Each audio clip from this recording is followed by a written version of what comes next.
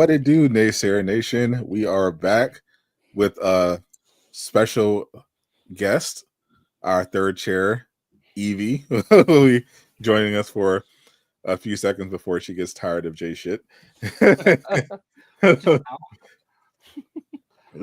Just now.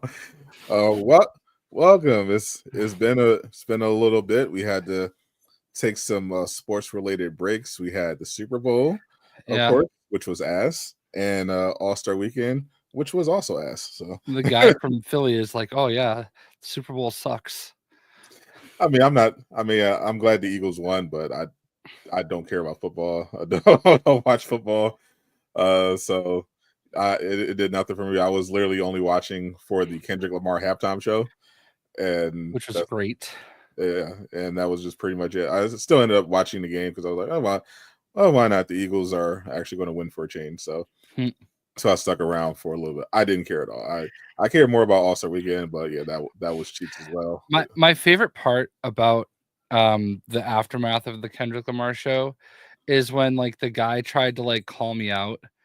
Like, look, I will admit I'm a recent Kendrick Lamar fan, but like the dude is like, name 5 Kendrick Lamar songs. I'm like, bro, like, I own like all of his albums.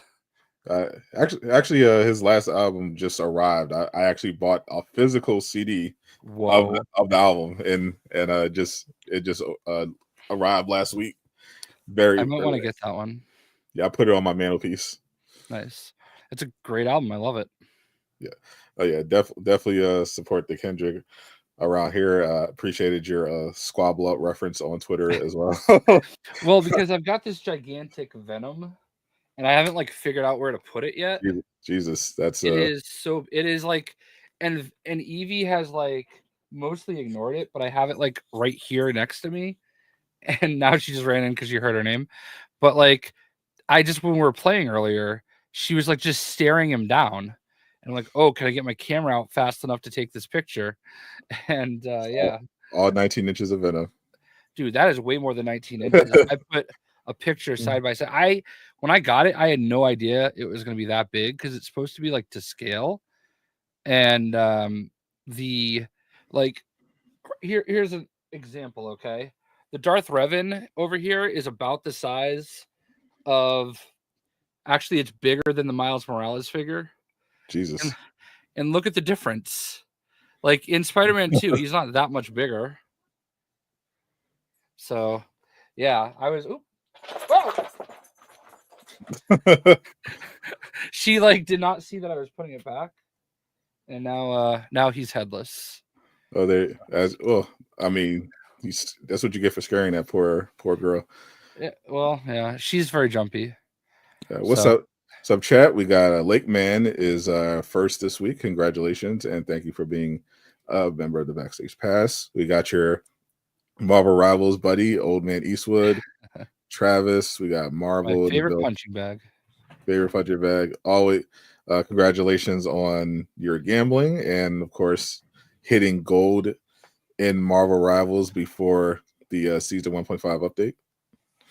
Big accomplishment for you. I was watching it happen. I had to so that I can feed my powers into the Durag so that your all your win streaks can keep going. Yeah. Sorry, I had to like pick up the it was bothering me. It was under the chair. It came with because I know everybody cares. It came with 2 heads. Ooh. I'm sure Jay will be making good use of those later when the cameras are off. I mean, that looks painful. Okay. I get what you're referencing. Yeah, I mean, I have the same amount of inches in Nation's Shadows. I mean, nothing really new to talk about. I'm not someone that's been trying to farm content off of Assassin's Creed Shadows from like the Ubisoft is Doom AAA perspective. The game doesn't come out until March. I don't have my review copy yet, so there's really I already did my preview video, so really nothing much to say other than yeah, it's coming out next month. But this month is all about Monster Hunter Wilds, which I might have to dip out before 10 so I can work on a certain video Nice. for my for Monster Hunter Wilds. Hey, we do what we can. I will say this though. I even though I already this is how you'll always know I'm a real one. Even though I already reached gold 3, Eastwood was still at silver 2, and I stuck with him for 4+ hours. He did. While I think I got to gold 2 at one point, but like at the end I had barely made any progress, was still in gold 3 after 3 hours to make sure he got to gold 3 so he could get that Sue skin, because that is a character he plays a lot, and I think it actually might be my favorite skin of hers. It's very nice. I used it earlier today for the first time. I've mostly been using the thing when and trying out some of the new changes to the characters. Yeah, he's fun, but yeah, my ranked experience for so far about as bad as it was before 1.5. I play, you play. I played this a little bit this morning. I got on, had an actual good game. My team was competent. Our opponents weren't even bad. We just outplayed them, and there were good vibes. There was even people on comms. It was nice. Then once I won a couple in a row, the algorithm say, okay, that's enough of that, and put all the throw and put me in the thrower lobby. So that I just hopped off after 2 losses. Yeah, if anything, to Eastwood's point, it has emboldened me to give him even more shit. So yeah. Anyway, yeah, we've just running into this, like, there's like this new thing that's been going on. Like, I feel like for the last week or so, where there's like quick play shaming, and it's like, I don't get it. Like, it's a video game. You play the video game. I don't want to play ranked. The only reason to play ranked to me is to get a free skin. I don't care about anything else. Yeah. Like, I don't need I don't want to go up against tryhards. You're just as likely to get that in quick play. What's more important to me is playing with viewers and friends. And if you play ranked all the time, like, literally cannot play with High Ruler because he's on PC. Yep. And you're like way above me. And I don't really feel like people should have to be starting multiple Smurf accounts, like, just to like be able to play with each other. And that's stupid to me. So I play quick play because all that matters to me is proficiency. I like to just level up my characters and have fun play the game and yell at people. Yeah, and it's very entertaining to watch. And honestly, with the way the rank system is set up, it really isn't honestly worth playing unless you're trying to like be aggressively in the competitive scene, like playing tournaments. There's really no value in rank past getting the free skin. Like, because the people who play rank the most are like they're playing with like professional former Overwatch pros. They're always in stacks. You see them have their takes about how ranked is, but if you're solo queuing, like, there's honestly no point in playing ranked. But my belief, I thought that if I played enough rank, I'd eventually get to a level where I'm playing with people who they have comms, they know how to play the game like that, because I'm used to playing PvP games where the more you win, the more the skill level rises. Yeah. But then I found out that's actually not how the Marvel Rivals rank system works. So like, it doesn't matter how far you climb, you're always you're always going to have those games. Like, it's not as bad, like, I guess, in One Above All, but like even up to Grandmaster, I'm watching I'm watching Grandmaster games, and people in Grandmaster are playing like they're in gold, like, and the reason for that, people have their conspiracies about the algorithm, but I think the essential issue is that because of the way it's set up, you can climb to GM even if you have like a 40% win rate, which is unheard of in other games. But because it's so forgiving, people can like get boosted or brute force their way into these higher ranks, and they treat that as like, oh, I'm GM, and that like that makes them the best. But you actually see GM players and and it's really no different between platinum and gold. In my experience, the only difference between like platinum, gold, diamond, and GM is ego. Like the skill. Yeah, and that's, I think, the biggest thing, and the biggest thing that I'm finding from random people that don't know anything about me coming into chat, and like I was 2 minutes into playing as Human Torch against real people for the first time, and I'm dealing with people yelling at like beating on their little tiny, nuts about like, oh, your ass. I'm like, dude, I don't play flyers. I'm like trying to learn the characters. I've been playing for 2 minutes. Give me a fucking break. Like, relax. It's just quick play. Like, yeah, it's the mode of the video game that you play. Like, why would I play ranked with a character I've used for 2 minutes? Yeah, exactly. Like now I did that for the thing, but because he's like pretty simple to know, and I already know how to play tank, so I only played like a couple of quick play games and then jumped right in the rank with him, and like immediately got MVP. But he's pretty simple to play. But I love Thing. Like, honestly, he's so much fun. Yeah, he's a lot of fun. I think the only problems that I end up having are like when you do the big wind up with the left trigger, like you have to also like hopefully like stay with whoever you're aiming at. So it can sometimes like be a little tricky and you're whiffing. But when you connect on somebody and you just hear that like kill noise, it's so satisfying. It's extremely satisfying. Yeah, my experience, the only issue I have with playing the thing, well, for one, he's better if he's playing as the second tank next to like a shield tank like Magneto or Strange, and then also he's mostly useless against flyers. Yeah, Now, if you get height, or if the flyer is like a Johnny Storm, because the flaw with Johnny Storm is that his primary fire is basically a shotgun, so you got to be fairly close, and Ben's range on his heavy punch is 10 meters.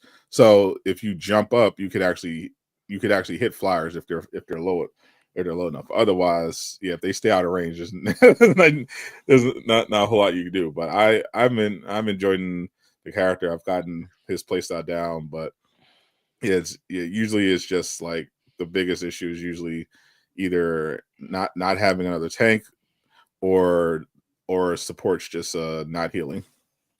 Yeah, I feel like when you've got good healers that are backing you up, I don't know if I would call Eastwood one of those.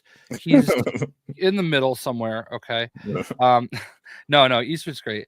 But like if you have healers that can focus on you a bit, especially throwing the shield in front of you, like Stu throwing the shield in front of you, when you're like in a punch off with another thing or a Hulk or whatever, like, you sit there and you just eat damage. And like, but if you don't have that, like, I found the Scarlet Witch is like the biggest bane of my existence right now. For whatever reason, like I'll be fighting a thing, and then there's also a Scarlet Witch like 2-timing me, and like there's just no heals that can keep up with that. But yeah, like I've had some. I never had a problem with Wanda. Because the one thing I love about his kit is that he has so much CC built in, like especially his dash charge, because when he does the slam, anyone in the radius on the enemy team can't activate their mobility skills. So I try to be strategic with that dash, because not only is it's an engaged tool to run into the enemy backline and get to their healers, but it's also a tool to shut down mobility skills. Like Black Panther, just he just gets completely shut down by the thing, because if you wait until he comes in and throws a spear, if you dash and slam on top of him, he can't dash out, so he just dies. Yeah. And the same for Wanda. When I see a Wanda, I dash into Wanda and do the slam, so Wanda can't shift out of the way, Right. and she just has to run away. I'm more talking like I just, maybe it was just shit luck today, but like I just felt like I kept running into matches where like I would be in a big 1-on-1 or 2-on-1 even, like battling another thing in like a read, and then there would also be a Wanda there just like, holding down the Yeah. trigger and sapping me, and Yeah, like yeah. no I healing went. didn't feel like that.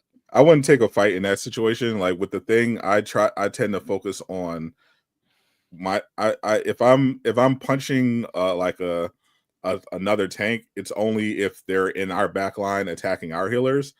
Otherwise, I'm ignoring them and going right for their healers. Oh, I've been doing that a lot too. One thing that I did end up doing, and I don't know if you've done this with it, because I think his dash sucks. Like he just, it's so unnecessary for him to like not be able to run in a straight line the way that you're pointing. He just veers off unnecessarily all the time, and it's stupid. But you can turn it off so that you have to hold the trigger down in order for it to work. And if you just basically press the button and let go, he'll just automatically slam without any running at all. Yeah, actually, yeah, I tested it. I actually turned it off because I found that I didn't need it. Like I just spent like 5 minutes in the practice range and just figured out how to control it, because I'd rather just have it run because I found that it's usually better to, because if I need to cancel it, I can cancel it pretty fast. Sure. I find it's better to usually just leave it running, because the knockups that it causes can like stall and disrupt the enemy team. As long as he's still running, he's completely CC immune. You can't do anything to him. There's no stuns or nothing, and he gets that 900. He gets up to 900 HP because he gets that extra 200. So I like to keep it on rather than instantly slam, because it's usually more valuable, and I don't want to have to hold it every time. Like I found it was just easier for me to just press it again if I need to cancel it, and I've been enjoying that more than and because I found if I'm ending it too early, it's like not getting full value. And Gotcha. I want to have that opportunity to like run, because I'll see a lot of things just run in and immediately just slam in front of somebody in the back line, whereas they should usually more often just run straight, knock them up, run around in a circle, knock them up again, and then do the slam. Or because you got it, because I like to go in and try to evaluate. Like if I think I can get a kill on the healer, then yeah, I'll plant my flag down. But if I'm looking, I'm like, okay, this doesn't like a fight that's smart, I'm just gonna veer right back in, run towards my team, and hop back in. That's the trickiest thing with the thing, knowing when to engage and when to disengage, and staying within line of sight of your team so that you can jump back and give not only give yourself the damage reduction, but also potentially save yourself from getting deleted, because he does get deleted if he gets focused a little too hard. So it's a tricky juggling act with the thing. Yeah, I one of my favorite things to do though is, and one of the reasons I have it set this way is when you could hear the invisible woman walking around when she's invisible, and then you just slam it and knock her out of invisibility. That's always fun. I love his ultimate. It's so satisfying, and I pretty much almost always use it when I'm like right in front of the supports. Like I just dash in, slam, start clobbering. Yeah, I'm always going right at the healers. It's so fun. agreed. I love that character. I don't really love Human Torch though. The shotgun regular attack is a little tough. I got to play with him a little more. I only play like like a couple games with him, but I wasn't feeling it. But I'll give him another shot. I just got to get back into it and see if I can figure this out. Because the problem with because I've already noticed like he's got a couple major flaws with his kit. So his primary fire is really strong, but from like mid to close range because it's basically like a shotgun. It's like basically like Punisher shotgun almost, and you actually want to be fairly close in order to get real value out of it. But he's super squishy and he doesn't have any like healing. He doesn't have any damage reduction. So you're vulnerable if you're too close, and also he's kind of slow, so you can't. So if you are in trouble, you can't really escape. Like his accelerated flight is like not nearly as good as like Iron Man's is, for example. Right. You know, so because it's better than Storm's, but Storm's is terrible anyway, so it's not really a high bar to clear. So it's like can be awkward. Like if you get too close, like I see this all the time. Like when Human Torch get in, they try to flank, and they're just like, oh shit, and they're desperately try to do that awkward fly out, and they easily get chased down, and it's like, whereas if Iron Man is flanking, like he's gone. You're not catching him. Like you're just not catching him. And I think well, I mean, that's your Iron Fist, then you can catch him. Yeah, well, he could because he could catch anybody. That's a fortune. But even Iron Man, if he's just straight up running, will give Iron Fist a hard time. Like you have to actually try to track him. Whereas Johnny's really like even when I literally saw a Winter Soldier chase down a Human Torch on foot while he's accelerated. I just shot him down. Yeah. I'm like, it's an issue here because it's a conflict with his kit because on the one hand he's got that great area denial ability if you can aim it properly to set up your fire traps, but unfortunately they don't do that much damage.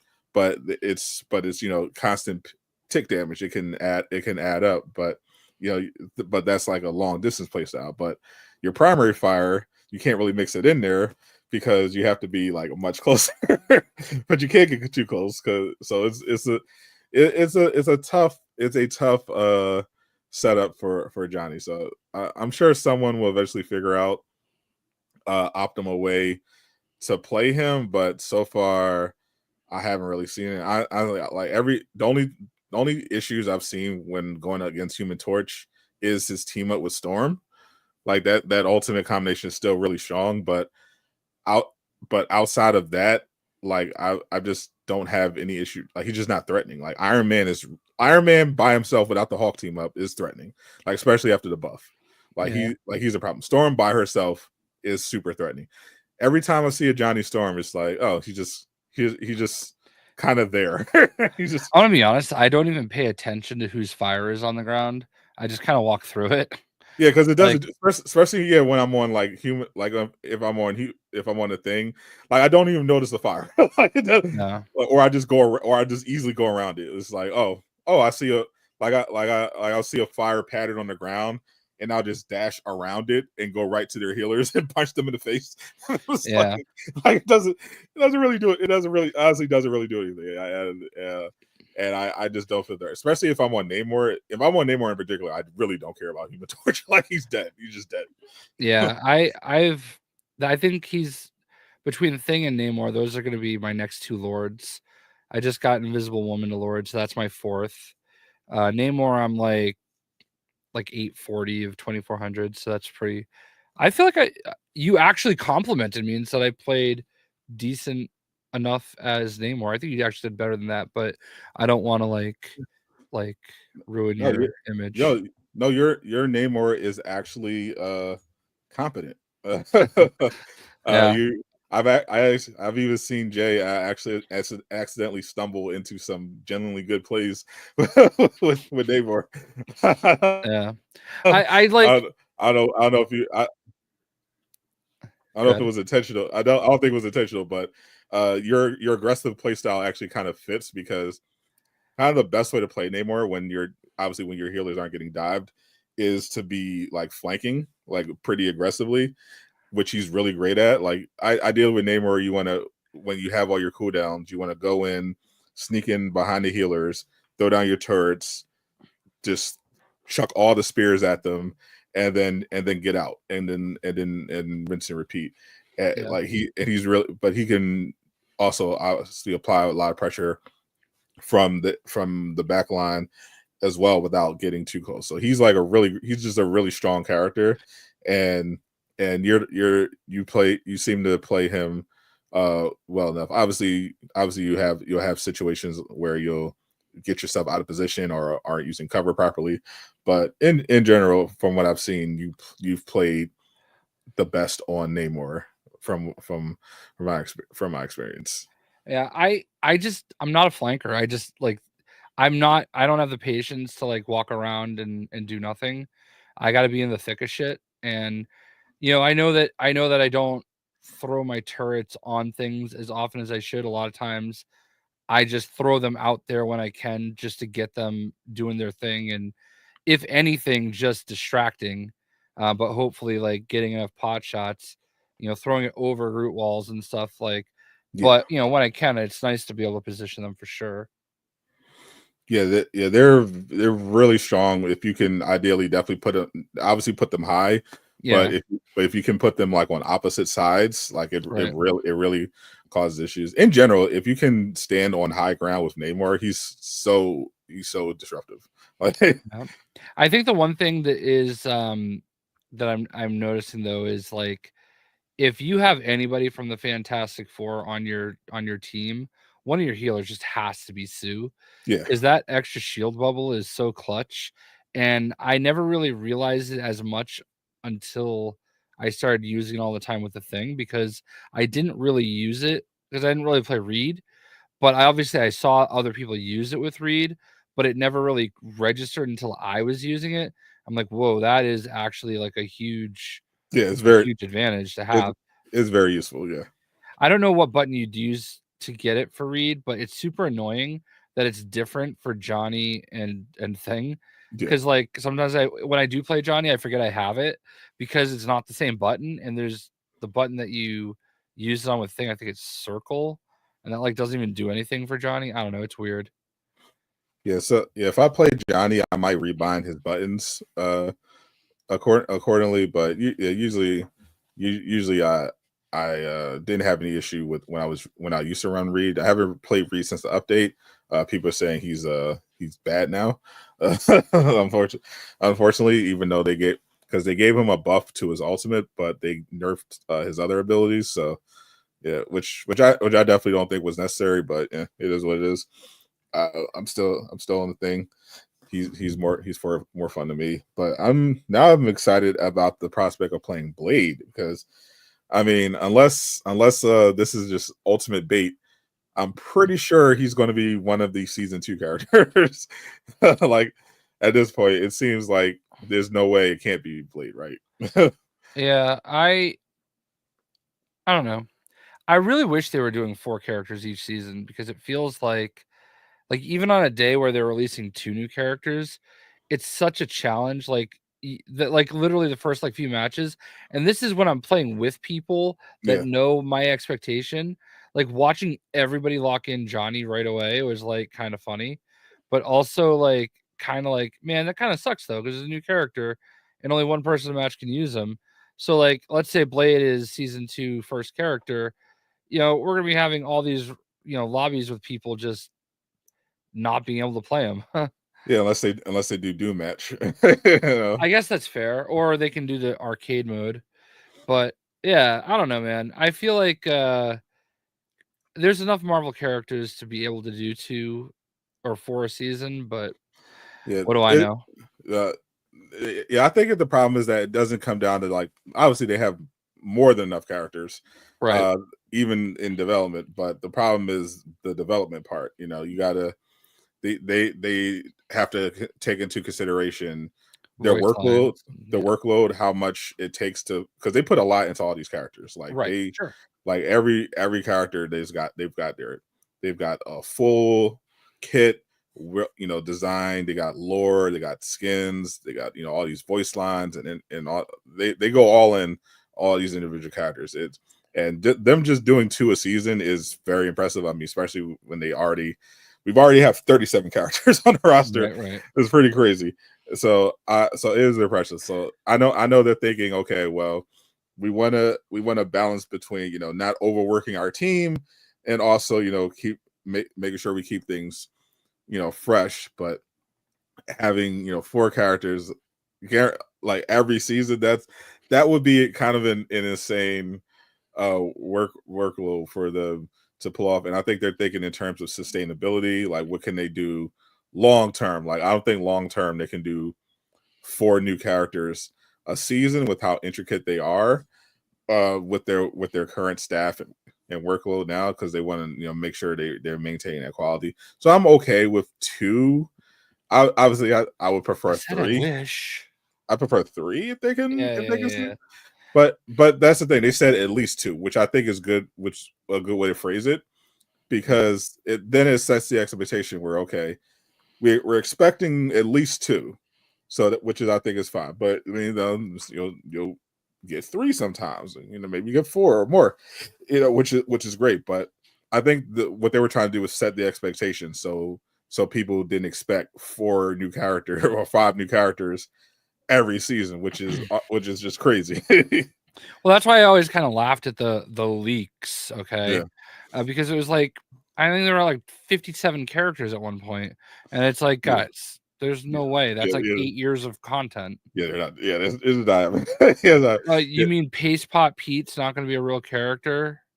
Yeah, no. Yeah, it was. So I saw the devs addressed it a little bit, and they denied that they're outright just trying to troll leakers, but they do throw stuff in there in the files that are not going to end up in the game. Like, yeah, I think there's a little bit of bait going on there, but no, yeah. When I started seeing all those, I was like, yeah, there's no way,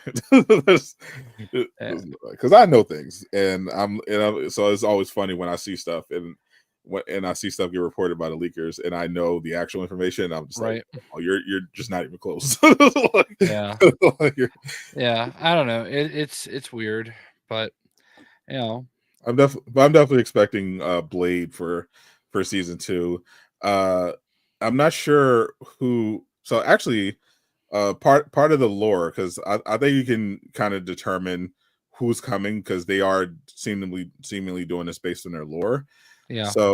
So Doctor Doom, after Moon Knight and everyone beats Dracula and Moon Knight gets his money back, Doom. There is a line about that. Yeah, you actually literally see it in the victory screen. Moon Knight grabs his money before blowing up the castle. It's pretty great. But Doom comes in and takes the chromium or whatever, and goes off to the Hellfire Gala. So I think, and obviously we're rescuing Blade. I think based on the lore, I would not be surprised if the season 2 characters are Blade and like maybe someone like Emma Frost, someone connected to the Hellfire Gala. Yeah. I think Emma is going to be a legit character that we get. Yeah, because just by following the lore, that seems to be how they're trying to, because they don't seem to just be dropping random characters in. There's like, okay, well, it's Marvel, so these are just they're actually trying to kind of tie this all together, which I think is cool. Like have this plot line with Dracula and New York and the Fantastic Four, and then have Blade connected in there, and then bringing Blade. Like I think that's a really cool way to do it. So eventually I'm sure we'll get Doctor Doom, but I like how they're setting up the characters, and I'm definitely looking forward to it, because you also got to keep in mind they said that they're trying to avoid having just all duelists being added. Right. So if Blade is being added, I'm sure he's going to be a duelist. Yeah. So then Emma's, I would imagine, would be a tank. Yeah, you either want a Vanguard or a strategist then, if you're adding one duelist. So she were added, yeah, she'd either be a Vanguard or a support. I think she'd have to be Vanguard with her diamond form. Yeah, the diamond form. Which would be crazy to see this like skinny. That's actually why I would love to have her as a Vanguard, is you look at all the Vanguards, you've got Thor and Hulk and Thing, and then you've got this little bitty girl, Emma Frost, who Sure. just happens to be able to go diamond for him. But they can also go hybrid like they did with Reed, and for Emma's skill set, because she's also, a big part of her is the telekinesis and everything like that. Yeah. So I think it would make sense if they made her like a hybrid Vanguard and strategist. That would definitely be interesting because I don't obviously there's not really many of them. Yeah, like because Reed is a DPS, but he's basically a tank, but he could also give a little healing. So I think that'd be interesting, like having a Vanguard that can legitimately like provide substantial healing to your team. I think that's a cool idea. Not only just tanking, and if they do make a Vanguard, I want her to not just be like another off tank. I like her to be like a frontline tank with like support abilities as well. I think that'd be interesting because all the tanks they've been adding are like off, like the Thing is Thing is an off tank, Captain America is an off tank, Thor is an off tank, Venom is an off tank. They haven't added any new frontliners, which I think the game needs more of beyond like Groot, Magneto, and Doctor Strange. I think they could use another frontliner because everyone else is just kind of like an off dive type of tank, and I think we need to switch it up a little bit. I'm with you on that. I'm definitely with the She-Hulk. He just wants to goon. How dare you? But I would definitely be the first one in line to get some She-Hulk cosmetics. I'm a fan, not of the show, but of the character in general. Yeah, Hellfire Gala map will be fire. I definitely can't wait to play as Doom at some point. I'm looking forward to when we finally get Dr. Doom as a playable character. That's probably going to be like a real special season. They might have like four characters in that season. I feel like that might be a 4-character season. I would hope that it's all villains. All villain season. Maybe that's when like the rumored Ultron happens. Do an Ultron Doom Thanos. No, I feel like you can't do Thanos because he'd be such a. Yeah. I don't know how you really do him, but I don't know who else I can't really think of anything off the top of my head, but I mean, they could do Green Goblin. Yeah, that'd be interesting. That would definitely be interesting. I think he'd be pretty cool. You could always do Carnage, Apocalypse. Well, I think the great thing about Green Goblin though is that like, and I think people need to get it out of their system that like, oh, you like the big thing when the Red Hulk skin was like the rumored mystery skin was like, no, he's a different character. I'm like, so what? He's not that different. Okay. Yeah. Well, what does he do? He's got like fire abilities. Okay, who cares? Okay, it's gonna be a skin. They're not gonna make a separate Red Hulk. They're not gonna make a separate A-Bomb. They're not gonna make a separate Abomination. Just make those skins for the Hulk. Same thing for Green Goblin. You can do a Red Goblin, a Hobgoblin, like just do them as skins. They don't have to be the same. Like, yes, they have little differences, but what does it matter? Like, it's just fine, Actual Galactus. Let's imagine her Galactus' dad as a playable character. Blade Dracula. Now, Dracula as a playable character would be definitely interesting.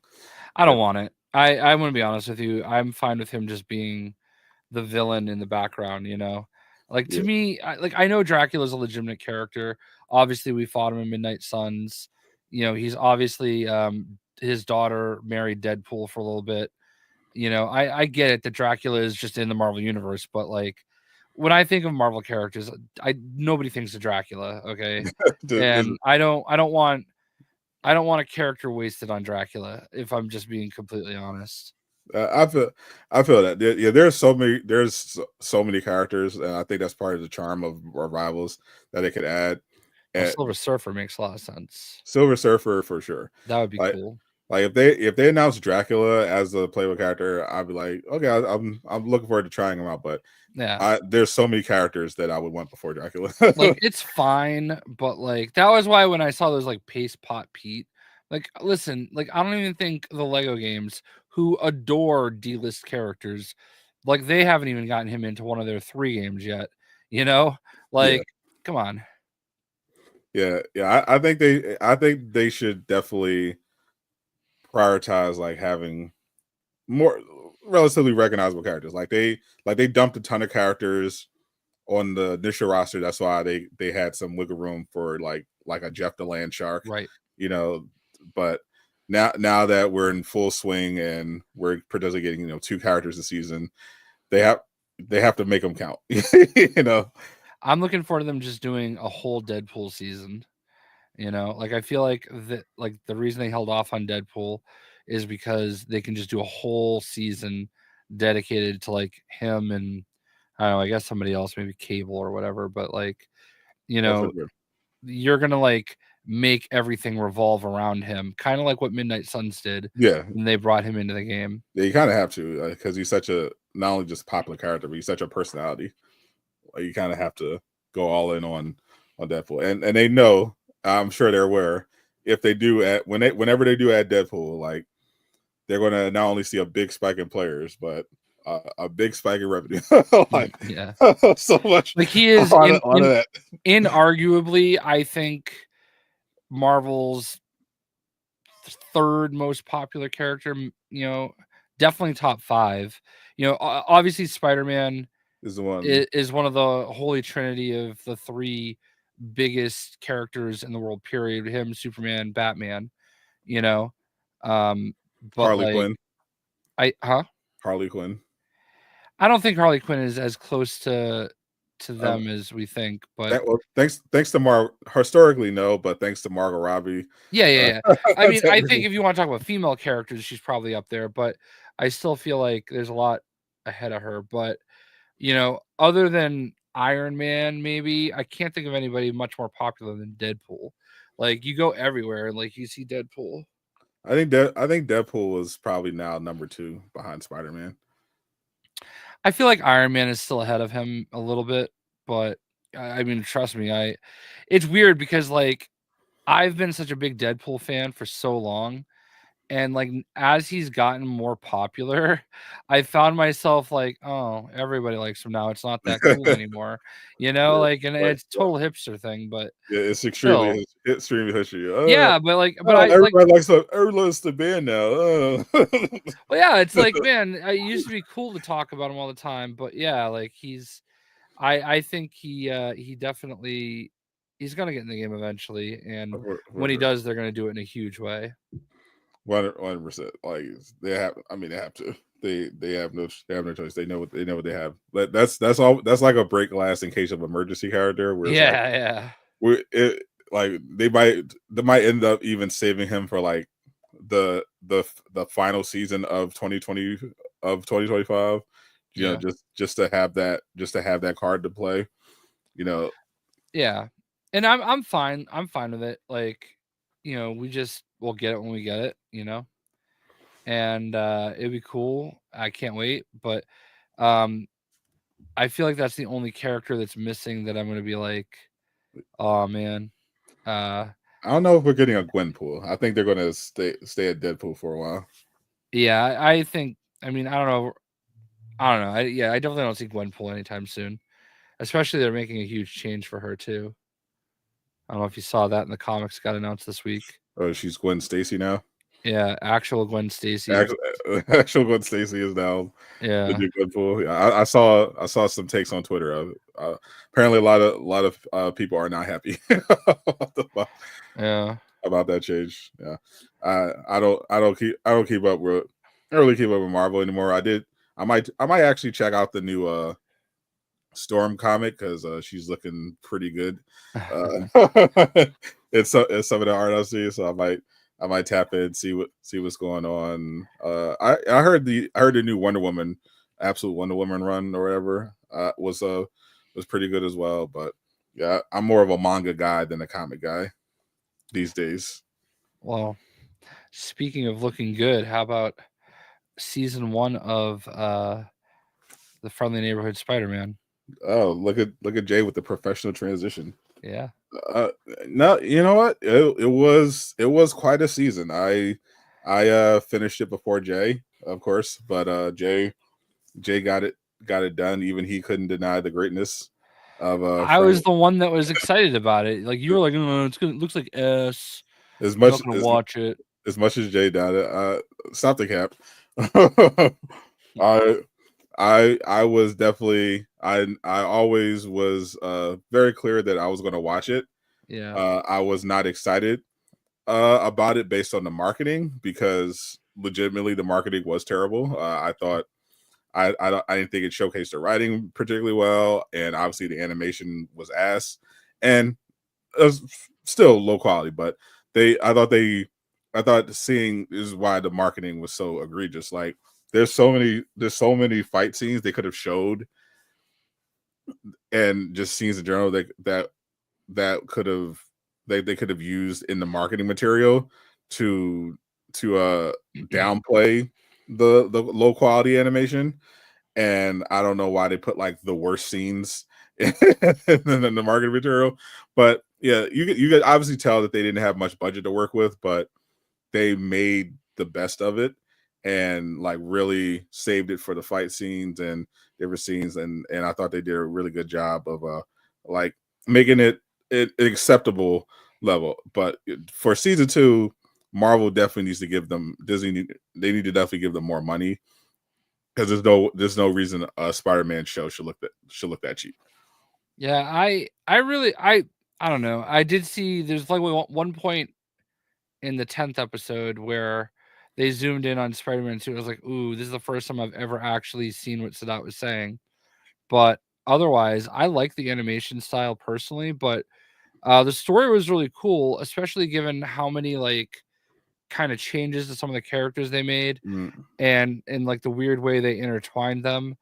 And how like everybody that Peter goes to high school with apparently is like Yes. superhero adjacent or something Or a villain. or a Yes. villain. Yeah. I thought the story was really cool. I liked the way they tied it all together, especially the final episode, incorporating the spider. Because when I saw what they were doing with that, I was like, that's weird. Because obviously, I think the biggest thing that I think we'll both would agree on is how are they going to walk back Harry and Norman knowing he's Spider Man? You Right. know, like that has always been a thing that like they didn't know, and I mean for the most part, I don't know how they like walk that back. You know what I mean? Mm. Because like Nico, you would expect her to know eventually. I mean, I guess there are points where Harry does know, but I don't know. Like Norman and Harry not knowing has always been kind of central to me. Yeah, Um, and then seeing Norman kind of take on that more twisted version of the Tony Stark role right. and as a mentor. Yeah, it was definitely interesting that, but I thought it worked. Like Yeah, for sure. I thought they did a really great job with that. As soon as I saw what they were doing with Doctor Strange and whole he's destined to be Spider-Man thing, I was like, oh, that was a really clever use of that. I love how they're doing this, but it didn't land with surprisingly it didn't land it didn't land with Evan, but I enjoyed the changes. I love Hot Connors. I thought I thought Nico and Peter's dynamic was really cool. I thought they did a really good job of building up Link because you don't really think of like too much about Tombstone, Right. but I thought the way they built up his character was really Mhm. interesting. They could have done it in a much more cheesy way, Sure. but I thought they really handled his character development really well. Like because in the end, even by the fact he's not like a oh I'm going to get you smart. Like he's not he's not like an absolute bad guy or anything like that. But but by comparison, I thought they did an amazing job with Scorpion. Mm. Like we kind of got Here's a used. threat. I feel like we kind of got used to seeing Scorpion as kind of like a joke, Yeah. especially in the Sonic Spider-Man games. Like oh, it's Scorpion getting beat up by Spider-Man again. Mm. But you would expect like you always expect like oh Dr. Octavius is he's going to be the big guy or the Green Goblin, but but to make Scorpion genuinely terrifying and like just his biggest obstacle I thought was really clever on their part. I thought they did a tremendous job building up the Scorpion to be such a threat. I thought that was really well done. Yeah, and without getting too far into spoilers or anything, I liked the way that they kind of finessed a few characters in there that you weren't expecting. Yeah. and how they kind of set up. I love the way the callback from the first episode to the last episode and how that all kind of circled together, and how they also ended it with setting up integral plots for next season, especially when it comes to, will Norman actually be Green Goblin right away? I don't know. Yeah, because like up to that point, like you saw Norman was, his flaws, obviously, but he was usually good to Peter, but obviously you could tell there was some issues with influence there. But by the end, you saw Norman, kind of Norman's hubris blow up in his face, and and it'll be interesting to see how Peter reacts going into the next season and how Norman bounces back, especially after he finds that little present on the floor of his lab. I'm wondering how that gets incorporated for sure. Because the one thing Norman does do is, kind of adapt, but yeah, he definitely took a huge hit to his ego after what he tried to pull, and find out what he did. So it'll be interesting to see how that one plays out. I thought they did a good job. And season 2 setting up to be pretty interesting. I saw on Twitter they showed Gwen Stacy is coming in season 2. They show what she looked like there. I'm definitely looking forward to it. I'm sold. I definitely still wish the budget was better, so they get a little better animation, especially because it's tough. Like because I watch so much anime, like seeing like especially this week's like Soul Leveling had some of like casually like the craziest animation I've ever seen. And then thinking about then going back to Amazing Spider-Man, seeing how, like if you saw like the just absolute insanity in like a Solo Leveling, and then you see what a fight scene in Friendly Neighborhood Spider-Man look like, you're like, what the fuck? You would think that Solo Leveling was made by a corporation worth $100 billion. See, I think I'm the opposite. I think it's because I grew up with those classic 80s cartoons and like just the animation level they had, like, Transformers, Masters of the Universe, even like those 80s like Marvel like cartoons, where the animation was just obviously where it was. I think I just am more at peace with it. There weren't many times where I really said, "Oh, wow, yeah, the animation is a little bit lacking here," as much as you did. And I'm not saying that you're wrong. I'm just saying that like it didn't. I liked the style, to be perfectly honest. No, I loved the comic book feel of it.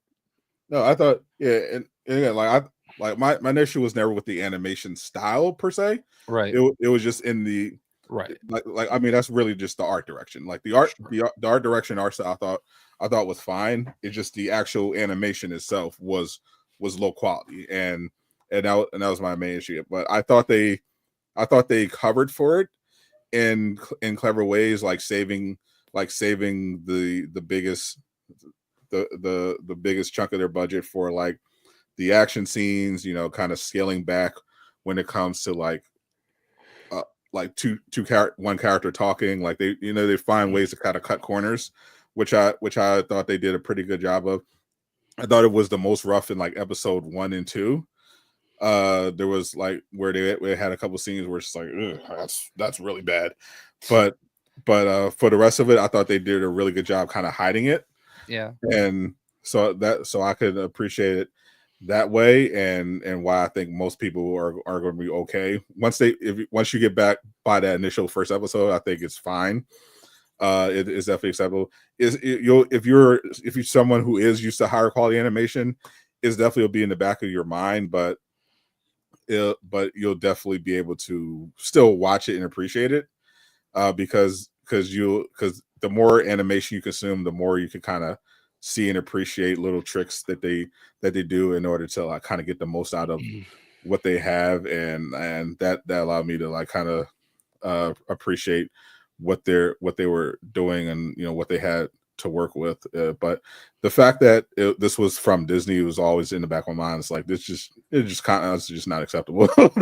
Especially after we saw No, I feel that. Especially what we saw, because if it was like, it being Disney is the biggest thing, but also because we've seen them do better with animation. Like we've seen what they did with Star Wars Vision. We saw what they did with X-Men 97. So they're capable of more.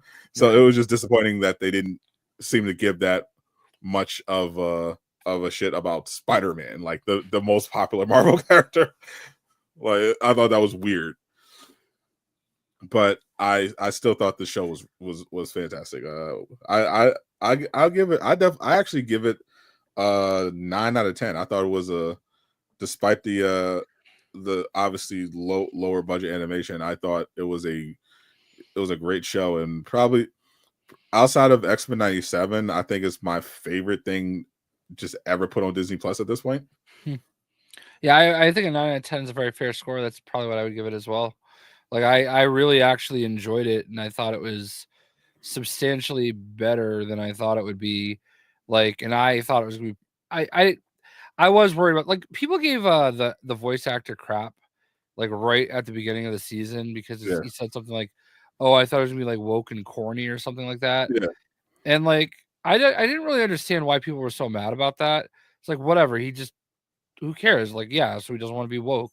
What does that matter to you? Like, but he also doesn't want to be corny. He thought it would be that, and like it could be that, and I think that was something I thought too. Like, but even like the woke stuff that they did do, like, is the type of thing that normally bothers me, like race swapping, Norman Osborn randomly, and having sexy Connors, like I was honestly, I'll see how anyone can oppose sexy Connors. fair. But like, those are the type of things that are weird to me. Like those are weird choices when they're like such classic characters, But like whatever, it worked, and I wasn't like, I didn't think about it as much as I thought I would, and that's a testament to the show. And that, keeping in mind, I also didn't love it in like Across the Spider-Verse, and those, like when we're dealing with Lady Octavius, I thought that was great. I'm so all for it. The only thing I didn't like in Friendly Neighborhood in terms of like the character swapping was making Harry look like Jaden Smith. Like, I just didn't feel like even though Norman was black, he still looked like Norman. Like obviously Dolph is a tremendous actor. I thought the performance was fantastic. Even though he was darker, it still felt like Norman Osborn. yeah. Harry, I was just like, no, this ain't it. Yeah, see, Zeke was there for the. It's all just part of the thing, you know what I mean? Here's the thing. Here's the thing. I'm not getting tired of using that. No, as you shouldn't. Yeah. So I'm definitely looking forward to seeing what they do next, because the next big Disney thing is Daredevil Born Again, which is right around the corner. But they can definitely use a win here, because they're not getting it from Captain America: Brave New World, unfortunately. To the surprise of not me, Brave New World stumbled in its second week. There were concerns that would this underperform potentially, and then with the opening week, there was a lot of enthusiasm that, hey, this might be able to do something. I didn't particularly think so. I thought the movie was just okay. I think I described it as like acceptably mid or something.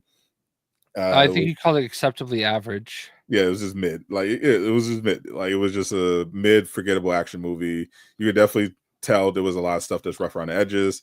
I You think can definitely tell there's a lot of reshoots. lot more reshoots than they said there were. Yeah, Which is like is obviously going to come out, like just like they did with the Marvels. They did the same thing with the Marvels. Like reports came out about tons of reshoots and all this other stuff, and they said no, actually, it's extremely cheap. And then the truth came out. Actually, yeah, it was extremely over budget and had tons of reshoots. Anyone who watches it can tell that movie had a lot of reshoots. It felt like there were 4 scripts, and when somebody was coming back from the copier, they tripped and fell, and like the pages flew up in the air everywhere.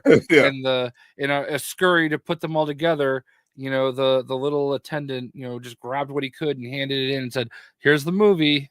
Yeah, because it's basically like a retelling of Falcon and the Winter Soldier without Winter Soldier, but it's also a sequel to the Ed Norton Hulk movie, but also a sequel to Eternals.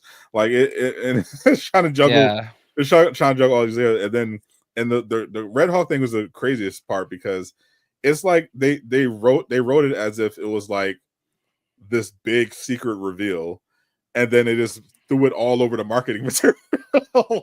like it was a legitimate Red Hawk movie, and it wasn't like it was. So it's like the movie was building up to this big moment, this big surprise moment, but it's not a surprise because you're like, oh yeah, because it's on the literal poster. Yeah. So when it hit, it's like, oh yeah, it didn't hit. It's like, yeah, it's Red Hawk. Okay. Like of course. I thought, and that Winter Soldier cameo also was like the most reshot scene I think I've seen in years. I was almost gonna leave that out just because, like, I mean, obviously at this point I feel like everybody knows that's there, but like it felt so. I'm like, wait, he's what? Wait, when was he running for yeah a position? Like, wait, what is this? Like even in like the trailers that we see for Thunderbolts, which actually looks pretty good. Yeah. Like there's no signs of that. He's just Bucky, Winter Soldier. Yeah.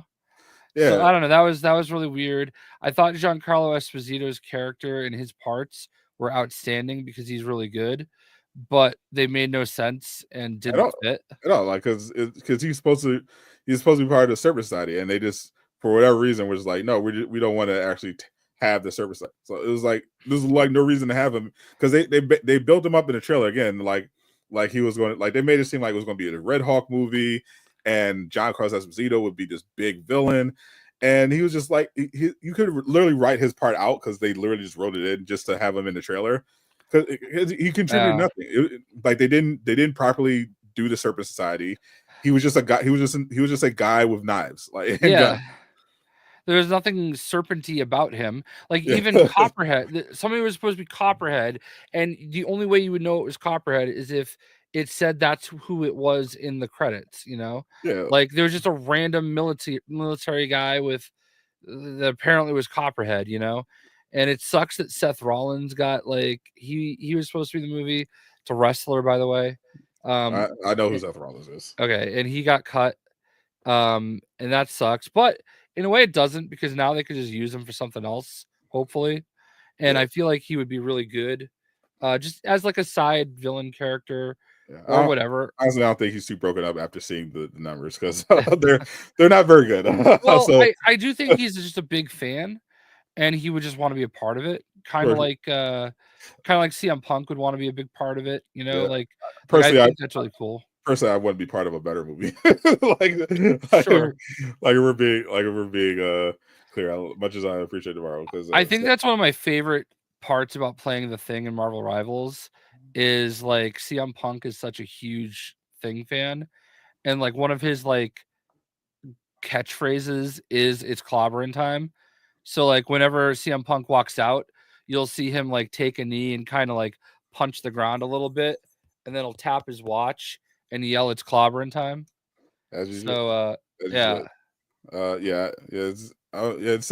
It would have been interesting to see what they did, but honestly, I'm sure it would also have been a wasted scene, because I mean I've seen like leaked like images of him in costume, and he looked no different than Giancarlo Esposito. You know, Yeah, like yeah. They try. I understand wanting to be grounded to a degree, but I think that's another mistake that they make sometimes. They try to be too grounded, like because as if they're ashamed that they're adapting comic books. right. Like that's why you need to have comic book fans that are make comic book movies. Like I think there should be no exception. And that's why the Guardians of the Galaxy hits so well, is because like sure they're in space, so it's a little bit different, but like they're able to do all those characters and not have to be so grounded. And I know Yeah. space helps that, but still. Yeah, but you can also tell because James Gunn doesn't give a shit. Like he's Right. like he's an actual comic fan. Like Right. he loves these characters. He's passionate about it, and it comes through in all of his films. And it did not come through in Brave New World. Currently, second week, it reportedly brought in about 28 million domestic, which is a 68% drop from week one, which is the third worst drop in MCU history, behind the Marvels, which I think was a 78% drop, and Ant-Man 3, which was a 69% drop. You know who's actually to blame for that? The marketing department, the Regal Cinemas. Real Cinemas. You're gonna put this on that terrible promo. Yeah. I just don't understand how, like, I understand it's marketing for, like, nobody's going to go see the movie because there was a bundle in the Marvel Rival shop, right? Like, that's Yeah. just, Oh, you so know, you might. like, no, I'm talking about just purely like they should have held that bundle until the Regal people got their code. Like, Yeah. I don't have a problem with people being able to buy it. It's whatever. I don't care. I was going to see the movie anyway. I went to a worse theater to see it and I got my code. It's fine.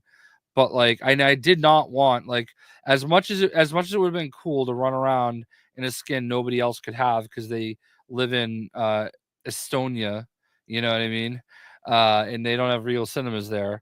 I did not ever want it to be like Red Hulk, you know what I mean? It never made sense. Maybe if they did like an orange Hulk, that would have been kind of cool because it's like something nobody's gonna miss and it's just a pure recolor. But I don't know. That promotion was really ass, and apparently, like Regal isn't even 100% to blame. Apparently, they didn't get enough codes, so that was the delay. But still, I just always felt like it was kind of weird that like anybody could get the stuff that was in the package a week before the people that actually did the promotion. Yeah, because obviously I wasn't going to go out my way to see it at a Regal, but I still got my Brave New World bundle before you did. Yep. And don't get me wrong, I love the spray and I love the nameplate. They're awesome. And I don't play Winter Soldier much, but getting that skin, like, I'm not gonna lie, I've almost like been like, oh, I want to buy that. Maybe I'll play Winter Soldier more because I do really like that skin. But I think that definitely helped, but it also kind of worked against it because Guardians, outside of like hardcore comic fans, before that movie came out, no one knew.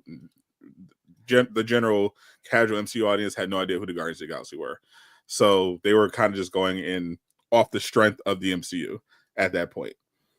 Like, okay, it's an MCU movie, so it's probably good, because that was the perception at the time, and the movie ended up being very good. So it worked out for them. But yeah, they didn't have those preconceived notions, but they also didn't have like the baked in security of the fan base showing up. Whereas now, with a Brave New World, I think it had a couple things working against it. Quality of it aside, you had a Captain America movie without Steve Rogers, Captain America, and you had kind of shaky momentum because the MCU put out a lot of stinkers since Endgame. Even though they had Deadpool and Wolverine, that was kind of like a kind of its own thing. Like, it's a Deadpool movie, and like overall, they just didn't have a lot of projects. Like, I watched. I was on Twitter. I saw Kojima did his Brave New World review, and he kept mentioning how he was mostly confused about what was going on because he was like, because the other issue is that he didn't watch Captain America Winter Soldier you have Winter Soldier. You have to do homework in order to see this movie, because it's like he said he vaguely remembered Sam getting the shield in Endgame, but he didn't see Falcon and the Winter Soldier at all. If you didn't see Eternals as well, you'd be like, "What the fuck is this? this giant celestial? What is that?" I'll be honest with you, the Celestial Island thing, I don't really think you need to see Eternals for that to matter. I feel like they did enough. Oh, this big celestial being just showed up in the water. I think that's actually a sufficient enough explanation for it. Yeah, but yeah, I get it. Yeah, there's a lot of stuff, but yeah, it'll be like one of those things like where you like, wait, what? When did this happen? Yeah. Or because it's like, and then if you didn't see Falcon and Winter Soldier, you'd probably like, oh yeah, that's right, he did get the shield at Endgame. Wow, I missed a lot. Like, but then you see Bucky show up and he's running for office. You're like, what the fuck is going on? Yeah, that was genuinely one of the weakest parts, I thought. Because I saw Falcon and Winter. I've seen all the projects, and even that part was like, wait, what? Yeah, that came out of nowhere. Like, what did that happen? And the way that they like casually like expected you to know, like that was part of the story. Like, I don't know. Yeah, because I thought when I saw, he was just dressed up nice. Because when I saw a Bucky cameo, I thought, oh, he's going to help. He's going to help Sam because they have that whole history. That's what they did. That's Falcon and Winter Soldier. This time he's Cap. But no, they I guess they only had enough budget of time to just have him show up briefly to give him a pep talk and mention he's running for office and then leave. My favorite part about Marvel movies is the pep talks from main characters. Love the pep talks. Which is weird because they obviously wanted to end the movie on a pep talk because obviously there's no other way Sam would be able to beat Red Hawk in a fight. Right. They were already kind of stretching it with the Wakandan bullshittery technology, having him be able to 1v1 Red Hawk and not die instantly. But when they had Sam like try to talk him down and it failed, I thought what I thought they were setting up for that part because he brought him to the cherry blossoms because Ross mentioned he used to come here with his daughter to see the cherry blossoms. So when Sam led him there and he failed to talk him down, I thought that what they were going to do is bring out Betsy and have her talk her dad down because I was like, oh, okay, I was like, oh, that's interesting, but no, instead Sam tries to talk him down, doesn't work. So then his next strategy is to try to talk him down again, and this time with incredibly bad green screen behind him, and that ended up being the key to somehow convincing him to stop. I thought that was just so dumb. Yeah, I was all so terrible, and especially the green screen. Holy shit, that looked bad. Yeah, that was definitely not the best. It's actually I saw something today about one of the recent Ghostbuster movies, and watching it, you feel like they're there and they're on location, but like it was all green screen. I'm like, wow, that's wild. And I don't know. There's something about on location filming that just makes everything so much better. And I feel like it feels like using the green screen is not cheaper at the end of the day than just being on site. You know what I mean? I don't know. Yeah. I think it kind of like they're trying to kind of cut corners because Disney built all these big studios. They want to be able to just film a bunch of stuff and just their one studio lot locations, save them travel and all this other stuff. But I don't know if you're not like putting in the work to make it look good. Yeah, it can be pretty rough. Like that's why I appreciate films that will have stuff on location to make it more immersive. They'll do like practical effects rather than just relying on CGI. It makes it stand out more, especially when Marvel will have these situations where they're just putting out stuff that just looks worse than projects that they put out 20 years ago. Yeah. And it comes, and I think it just literally just comes down to time and and them just wasting budget, wasting resources, because this was clearly, I think it was clearly a case where they were doing just a ton of rewrites, a ton of reshoots, and they were, they just didn't have enough time to polish everything. They certainly didn't have enough time to polish the post-credit scene, which was absolutely like stupid and pointless. Like you do not need, like, just read about it, Yeah, that they could have honestly just skipped that. It was so bad. So just a waste of film. Yeah, it was really stupid. I feel like they could have just put that at the end of the movie and just not done a post-credit scene. But I am looking forward to Thunderbolts, though. They had a nice extended trailer before it. The Sentry looks weird, like the way he was just like bloop bloop bloop and flattening people into shadows. That was kind of weird, but I thought it was pretty. I thought it was pretty cool. I think he has aura. We'll see what happens, though. I think it's going to be a fun little movie. Yeah. I do think of it like it's one of those things. It didn't go through massive reshoots like Brave New World did, but it did. It benefited from kind of like the pivot behind the scenes where they fired the original writer and they got someone who's like really good to take over. And like I don't love the Thunderbolts cast. I don't love that it's basically Black Widow too. But from what I hate the Ghost and the Taskmaster. And I don't like Red Guardian at all. I can live with him, but the Taskmaster especially is just stupid. Yeah, Ghost is whatever to me. I don't like Red Guardian. I like Yelena. Love Bucky.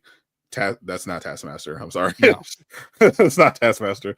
This is terrible. But I from what I've seen, it looks like it's actually going to be good. It looks like it's going to be much better than Brave New World. Honestly, like all the trailers I saw of Brave New World, I thought, But Thunderbolts, I think, okay, this might be pretty solid. Yeah, I'm looking forward to it, and I didn't think I would be. Yeah, it'll be interesting. Yeah, he'll go going from campaigning to doing Winter Soldier work under Val. I don't know. Maybe they'll explain it. Maybe they won't. Honestly, who cares? They could honestly just not address it at all. Right. Because I think most people are going to. Obviously, a lot of people didn't even see Brave New World clearly, but it's such a dumb and forgettable scene. I literally think they could get away with not even addressing it, or maybe just having like a brief scene, because we've seen the trailer like the characters at different points, like Yelena was at a low point, so I'm guessing they're going to have kind of a montage where they kind of show where all the characters are at this point. So maybe they'll show, Bucky trying to kind of get his life together, run for office, and then the life will come calling, and he'll have to, pull out his guns and grab his metal arm, and as we saw in the trailer, and start Winter Soldiering again. Yeah, I don't know. We'll see. Yeah, they don't need to go too deep into it. I'm just curious. I'm just looking forward to actually watching it. Yeah, that was a little cringe. Yeah, dishwasher. Putting vibranium arm in the dishwasher. It doesn't rust.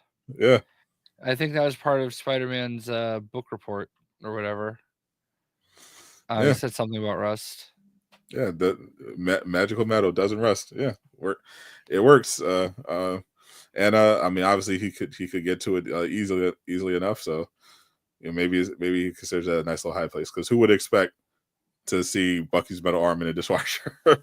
That's fair. You're a bad guy, So maybe he's smart. He knows something we don't. He's the super assassin. We're not. Yep. We're just watching. So I think Thunderbolts will be better.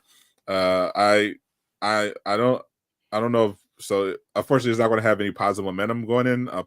Actually will, because Brave New World looks like it probably won't break even if this pattern continues. But fortunately, after Brave New World is Daredevil Born Again, which I think is going to be incredible. Looks incredible. I from everything I've seen, this is going to be peak. So I think Thunderbolts will have some momentum, and then if Thunderbolts is good, then Fantastic Four is good too, then Marvel might be back a little bit. Yeah, I think the biggest problem right now is that like movies, like everything else, it's just so expensive to go see a movie. Yeah. I had this gift card that was my wallet for like 4 years. It had like, I don't know, like $11 left on it. And it was still like $30 for me to go to see the movie, get a large popcorn and a large drink, Yeah, which is a lot. Like, and Yeah. as opposed to simply like, spending that $30 on Uber Eats and watching it on your computer, or or when it comes to Disney Plus. Yeah, I do love popcorn though, so movie theater popcorn, which you can make yourself. Theoretically. In theory, like you get some movie theater popcorn from the grocery store, use your own butter it yourself as much as you want, and have it ready in a few minutes, and you're off to the races.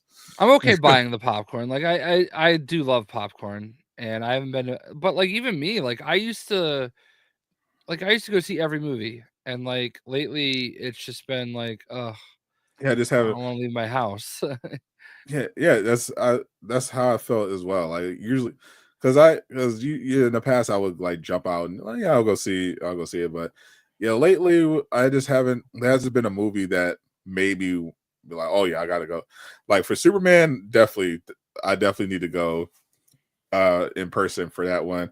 Maybe I'll do that for Thunderbolts, but Superman, Fantastic Four, I think I'll go. But yeah, for Brave New World, I was like, yeah, just if I think the movie is gonna be mid, or worse, I'm like, I'm not going to the theater for that. I was annoyed at the Regal I went to. They were stupid. Like I feel like if you work in a movie theater, you should understand what layering the butter on the popcorn is.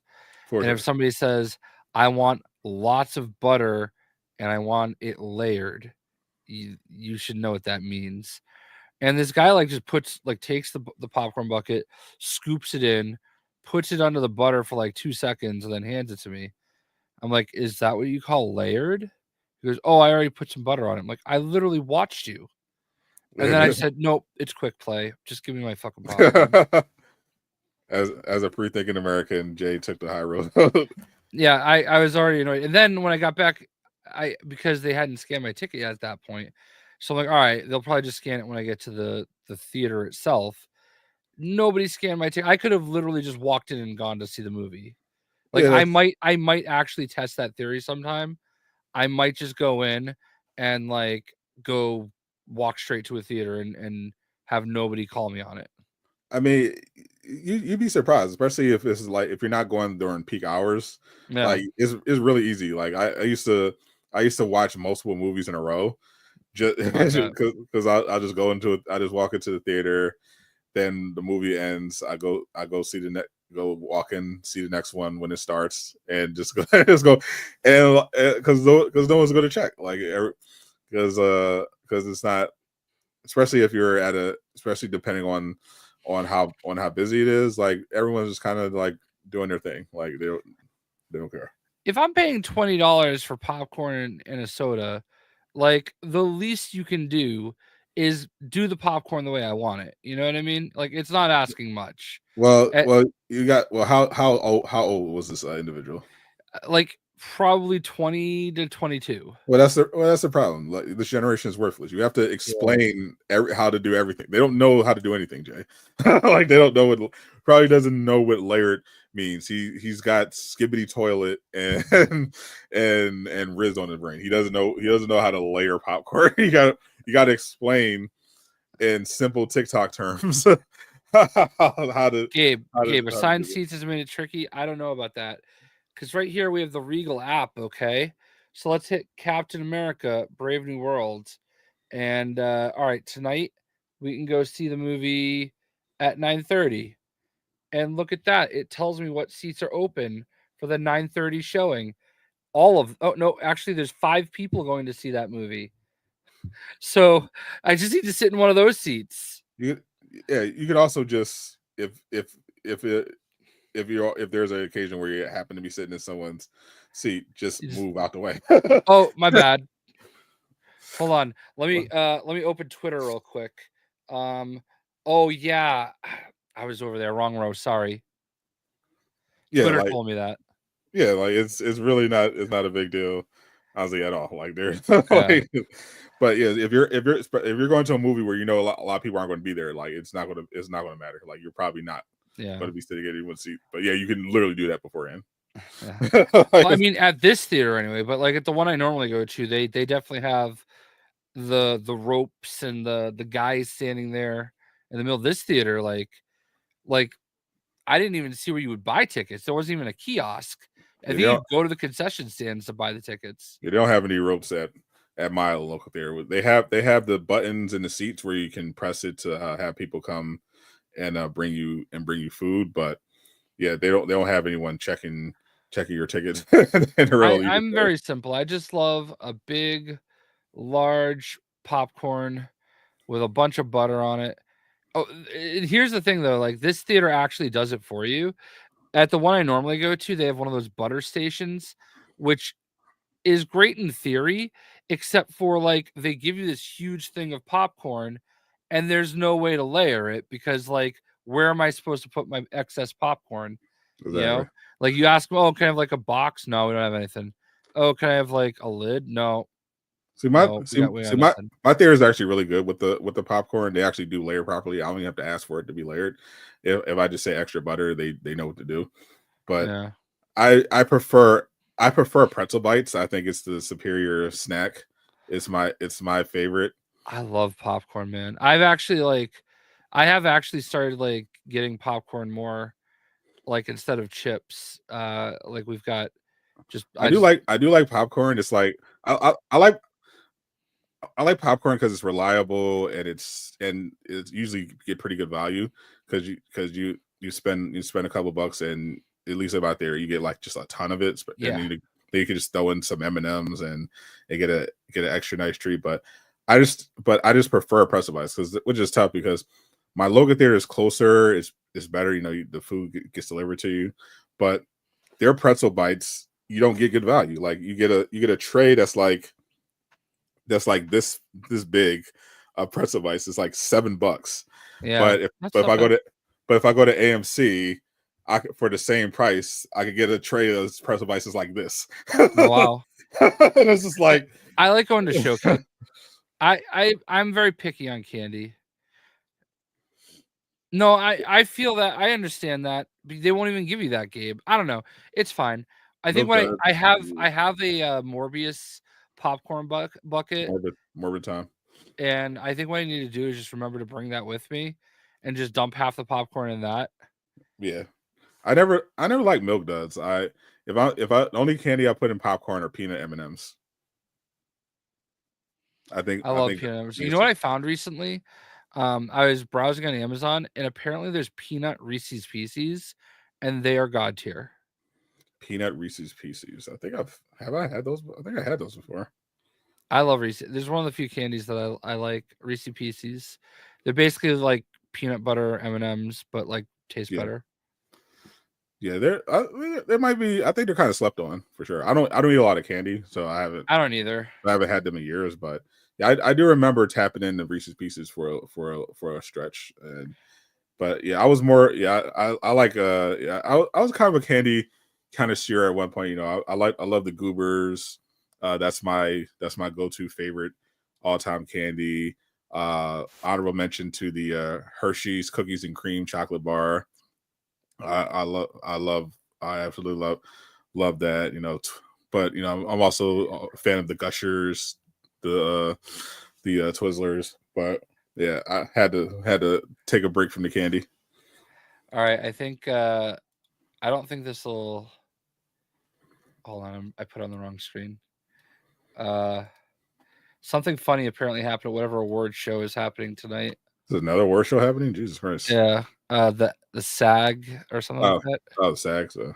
Yeah, all right, share screen. Screen Actors Guild Awards. Share screen. Also share audio. Browser, can I access your screen? What? Boomer. Presents. Oh. Window. To share audio. Nerds, gummy clusters. Sounds like old man candy. Hold on. I think I know what's happening. Let's take this. Move this over here. Let's try this again. Entire screen. Share audio. Share. Try capturing a different screen to see it. What? How long will it take Jay to figure this out? Place your best chat. I don't know why it's doing this. All right, let's do this. Let's put this over here, this over here, and we'll try sharing it as a different screen. Mm-hmm. This is stupid. This will take me 30 seconds, by the way. I bet it would, but for whatever reason, I'm choosing entire screen, screen 1, also share audio system, share. The browser can't access your screen. Try capturing a different screen. Like, what am I like? I've done this a million times. This is stupid. To be fair, Jay's had a couple weeks off. He's rusty. It shouldn't matter. Hold on, screen 1. $5 on 5 minutes. All right, so we'll put the over under on 3 minutes. Yeah, I don't really know what I'm supposed to do here or why it's it's not doing anything. I'll take the over. Entire screen, share. Let's try not sharing the audio. Good thing Jay isn't a professional content creator. Okay, so it's sharing the audio that's causing it. All right, stop sharing. Present, share screen, entire screen. Now if I click audio, it won't do it. So what am I supposed to do? Why won't it share the audio? Skill issue. Hold on. Let me unplug my headphones. Let's try that. Try that. Share screen. If you bet over 3 minutes, congratulations. You won. It was my headphones. That was what was causing it. All right. And sure enough, all my dreams have come true here. From my dream of preparing. Harrison Ford behind her. Don't look! From my dream of preparing in a Starbucks bathroom before an audition, to my dream of crying in a Del Taco bathroom afterwards. I've lived my dream of changing clothes while parked on a street nice enough to have shady trees, but not so nice that some white lady called the police Harrison on me. Ford. And I've also fulfilled my ultimate dream of enthusiastically performing a monologue for a casting director while they enthusiastically ate a salad. But more than just a dream factory, this city has always been mine. I am Jessica Williams. I'm LA born and bred, and I am an actor.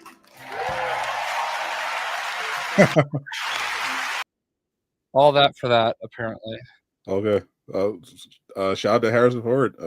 I think I vaguely remember her from The Daily Show. Yeah, I didn't know who she was. All I saw was her yelling at him because he was eating his food and turned towards her. Dude, so, all right.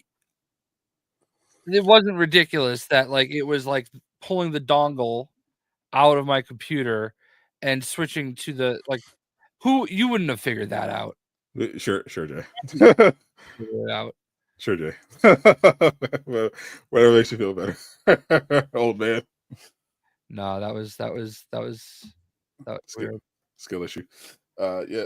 No, I think she may have had her own show at one point. I do remember her on the Daily Show. I think she was on in the Trevor Noah era. I'm not sure about. I do vaguely remember her. Yeah, she's a. All right, yeah. But shout out to Harrison Ford, I guess.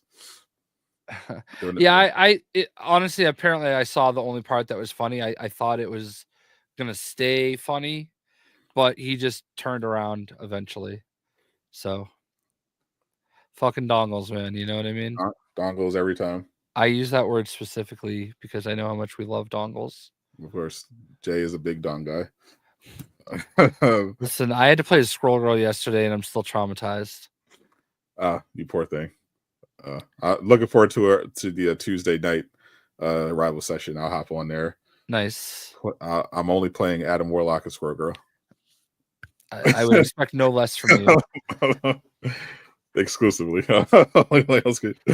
Looking forward to. But speaking of superhero games, what do you think about the leaks about the Black Panther game? I hate it. I hate it. I hate it that like. Why can't just give us a T'Challa game? Why do we have to find the next Black Panther? I'm sure we're gonna play it and we're all gonna love it. And we're like, oh, this game is great. I'm glad I could create my own Black Panther. But like, I don't know, man. Why can't we just be T'Challa in a straight up Black Panther game? Is that too much to ask? I do definitely feel that because we the last time we got a T'Challa game was what? Marvel's Avengers, that DLC.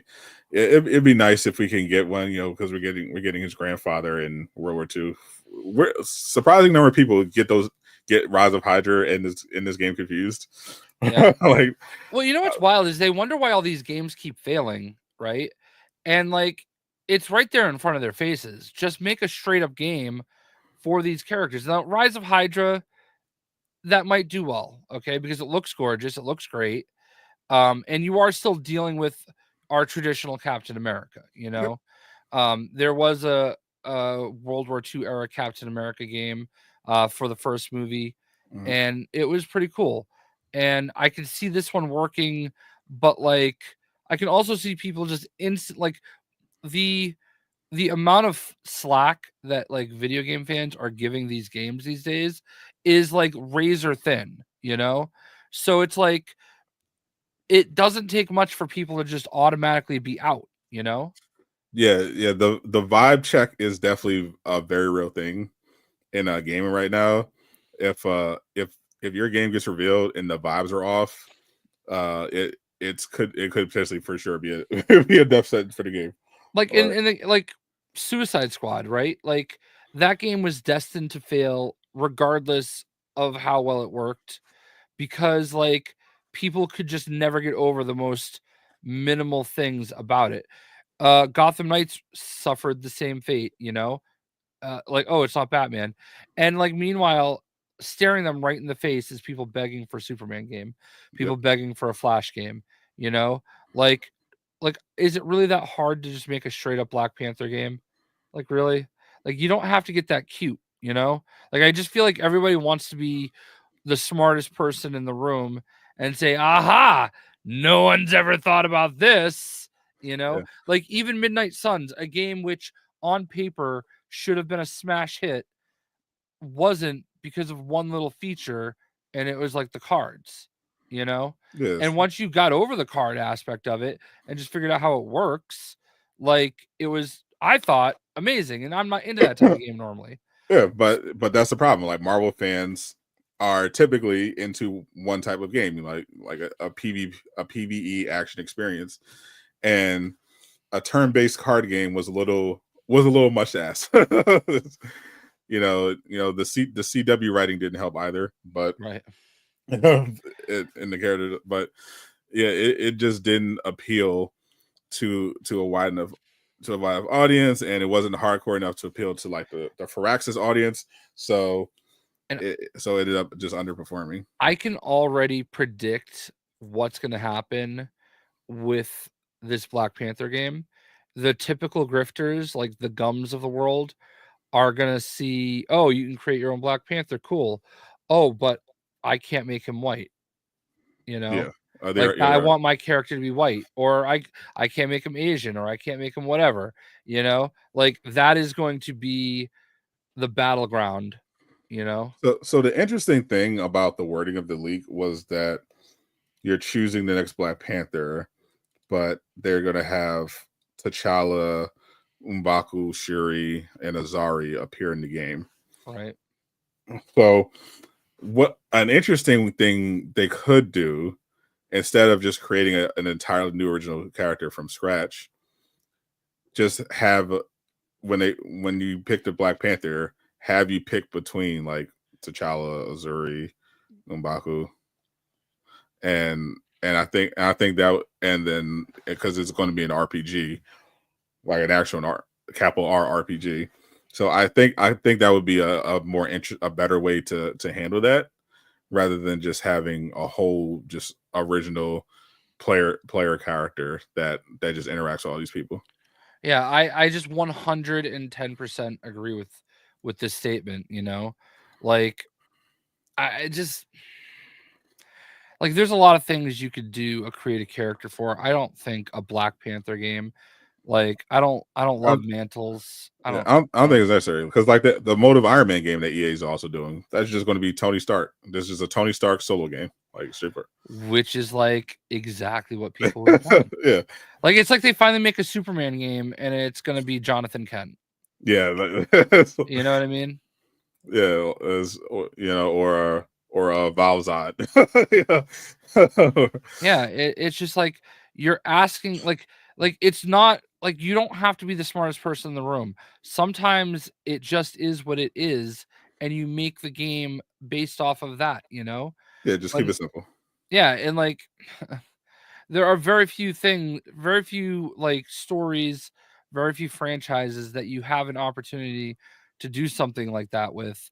And like I just don't like could this work? Sure. But like, you know, video games already take a lot of time and effort and money to make, and the margins are so thin on succeeding. We're just seeing all these studios die. I mean, they can't even figure out how to get a Wonder Woman game out, you know? Like at some point you have to like understand, like to be fair, I think that's more of a Warner Brothers problem than a general. Sure. We're seeing we are seeing some of those. I'm putting issues, a blanket over it. But we're seeing some of the issues that are plaguing, that led to the Wonder Woman thing, plaguing other CEOs for sure, and it's just mismanagement. Like you have people in positions of leadership that don't know what they're doing and are just ruining it. Like, you know, because what Monolith originally weren't even interested in, what they weren't doing any superhero. They were trying to make an original game, making good use of the Nemesis system, and the exec said, "No, we want you to slap a fat IP on there," and like, you know, DC, Lord of the Rings, something like that, and ended up canceling their game with, you know, saying, "No, we're not going to let you do it." So that led to a bunch of people from Monolith quitting, and so there we have talent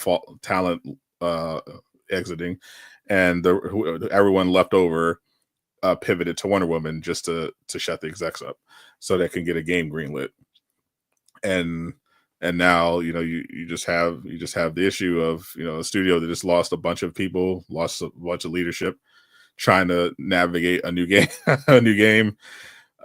it's just a shame how that works. And you would think with how much potential these games have, like someone would take it seriously, be like, okay, hey, how about we lock in and and make sure this stuff. But no, unfortunately, WB is just constantly shooting itself in the foot. I'm glad their head of gaming stepped aside. He should have been fired years ago. But it's unfortunate. I think EA comparatively is much better run in terms of their game, how they handle their game division. But Cliffhanger is a brand new studio. You know, they're a small studio. They're brand new, and I think this is literally their first game. So yeah, it could go great. It could go horribly wrong. I'm definitely rooting for them. And not that I want to make a white Black Panther or anything, but like Travis definitely does. I make my character when I make my it just would feel weird to me to have a character creator and make myself look anything other than my skin color, you know? Like I'm not the type of person when I create a character that makes a female character or something like that. Like I know a lot of people that will do that, but like I just feel like if you have a character creator, you have to have the option. Like I should be able to make myself blue if I want to, you know? Like the way I approach character creators, I either create I either create myself a fictional character that I really like, or a hot girl. And I know people that do that, and I like to try to like make myself as best I can with what there is in the game. Yeah, I did not do a great job of that in Avowed, but which I also heard isn't doing the best. I mean, it was one of the top selling games on Steam. I know that. Yeah, but the peak concurrent was like 16,000 on Steam. Oh. Yeah, I think I would like a lot of. I'll say this, okay? You know, I'm obviously an Xbox guy. They sent me this beautiful controller. they did. Thank you, Xbox. I like the game a lot. I love Obsidian. I think it's a solid 8 out of 10 game. I saw a lot of people giving it 10s and like high 9s, and I'm like, no way. Like it seems like a solid Game Pass game. Yeah, I mean, it's worth buying, it's worth paying for, but like it's not reinventing the wheel. I do think the graphics aren't as good as they should be, but they're more than acceptable. I think there's some really cool features in it that I like that you would take for granted, like and I don't know, some traditional RPG players might not like this, but like when you go in, if you're over encumbered, you can just send gear to your stash wherever you are, you know? And if you fast travel to a camp and you want to leave the camp, it asks you, do you want to leave here or go back to where you were? And little things like that are really cool. Convenience. Yeah, exactly. Like I found myself over encumbered and I just went in the menu and sent stuff right to my stash from where I was standing, you know? Well, the unfortunate thing for Avowed, which is one of the things me and others were potentially thinking about could be an issue, is that Avowed is coming out during the same month as two RPGs that were projected to be crazy: Kingdom Come Deliverance 2 and Monster Hunter Wilds. Yeah, Kingdom Come Deliverance 2, very similar to Avowed, a very, very beefy RPG, narrative-driven RPG.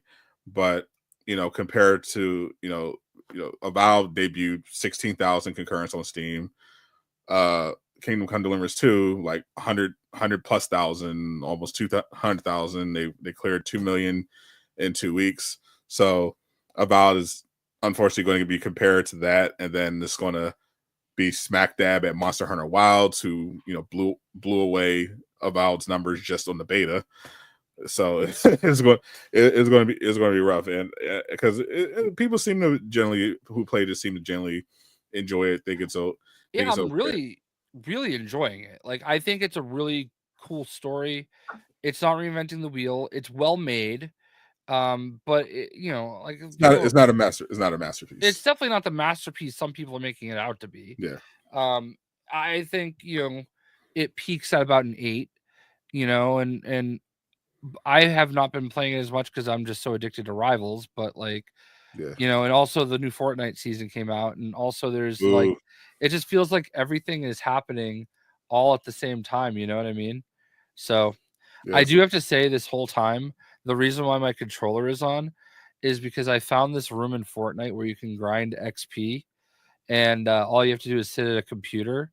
So right now, Batman Ninja is sitting at a computer, and every few minutes, I'm just doing this so that my controller doesn't shut off. Cheating the system. And I'm getting like hundreds of thousands of XP so I can get the battle pass over with, because Sub-Zero is at the end of the battle pass. Well, just the way it's intended. Yeah. That's how you grind a battle pass. Well, that's the thing that sucks, is like I do still love Fortnite, but like, man, I just like, we're literally on month 3 of me like just being addicted to Marvel Rivals, and like that's all I want to play, Yeah, it's they did a good job of definitely making it addictive. I think I've cooled off a little bit, but I still have the urge to keep going and keep following it. But having Monster Hunter Wilds this month is definitely going to keep me a little occupied. I've liked the new stuff they added to Helldivers, and we're going to have AC Shadows next month. But definitely I'm definitely always looking forward to popping in Rivals, especially when they have new content. Yeah. I was hoping that like more people would want to watch Avowed, but it's like it's tough to like have 10, 12 people watching you play a game when it's not really contributing. Yeah. With the way the algorithm is and everything. So I don't know. I have really enjoyed it though. I wish I could have done more with it. Yeah, when it comes to live streaming a game, if I'm not getting at least like if I'm not getting above 80 concurrents, I'm not going to bother. Yeah, I mean, I feel like it's tough because like I usually try to gauge off of like what Blitzbringer is doing because he has 2 million subs, like 2.2 million, I think. Yeah. And like when he's streaming Rivals, he's got like 100 people. So I'm like, all right, if I'm in the 40 to 50s, it's really not that bad. I would love more, trust me, but Rivals is tricky as well. Like the people who the only people who seem to do well streaming it are either people who created new channels completely dedicated to Rivals, or like former Overwatch players who cover hero shooters, or people that are already huge, or those are the Overwatch people, and then people who one trick a certain character and who went viral for being like, you see a bunch of people make these streamers react to my rank 1 Wolverine video, all those type of people who blew up. But again, they fall under making their whole channel around Rivals. But yeah, well, I'm talking about like Tim the Tap Man and like Ninja going hard on it. Both former, like in the case of Tim, massive former Overwatch player. I didn't realize that. Yeah, he's an Overwatch. He was like, I think he was one of the top Overwatch players in the world. Wow. Covered a lot of Overwatch content. So yeah. See, all the people that I like, I've known about him for a long time, not because I watch his content, but like I just remember being at work when I worked at Bose. One of my best buds, Matt, like he goes by Madman, and so Mark and Mike were two of my best friends I worked with. Yeah. And like they would talk about Tim and Dr. Disrespect back then. This is like 10 years ago. Okay. Back when he just cheated on his wife. Yeah, those are like two of the streamers they would talk about a lot watching. And I know my buddy Mark watches Tim the Tatman a lot. And I know them as Call of Duty streamers. I didn't realize he was Overwatch. Yeah, I only started watching Tim when he covered Marvel Rivals, but for the most part. But I've been enjoying his Rivals content. It's pretty funny, he was an Overwatch top Overwatch player. So yeah, all those old Overwatch streamers like Flats and Necros switched over to Rivals, and they brought their audience with it because they're used to hero shooters. Whereas if you're someone who makes more variety content or more PvE content, it's harder to get people to relatively to show up to those rival streams, especially when there's so much competition now.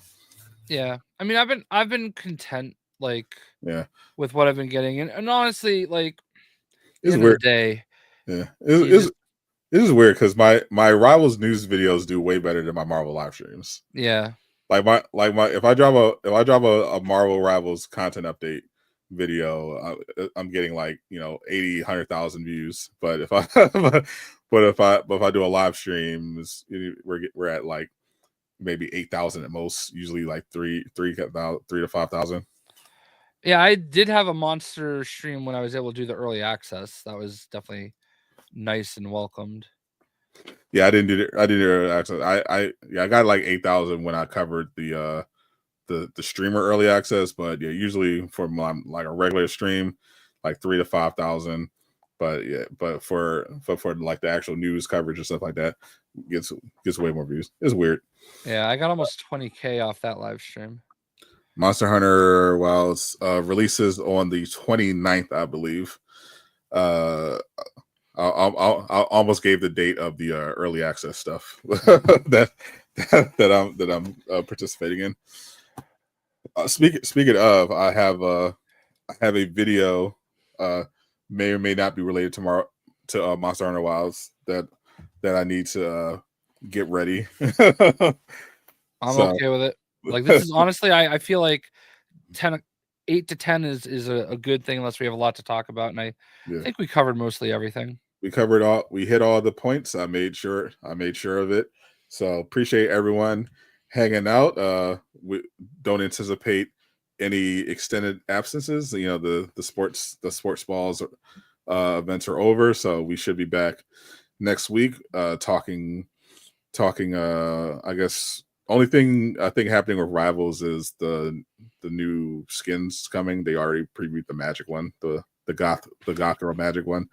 But we got Monster Hunter Wilds week, and who knows what's going to happen? Like it's 2025 has been insane so far. So I'm sure something crazy will occur next week. Maybe eggs will hit $50. Who knows? Who knows?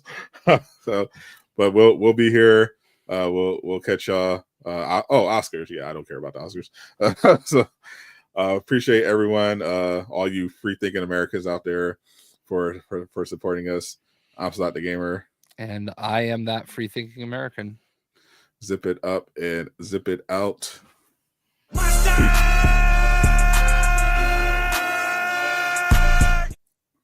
naysayers.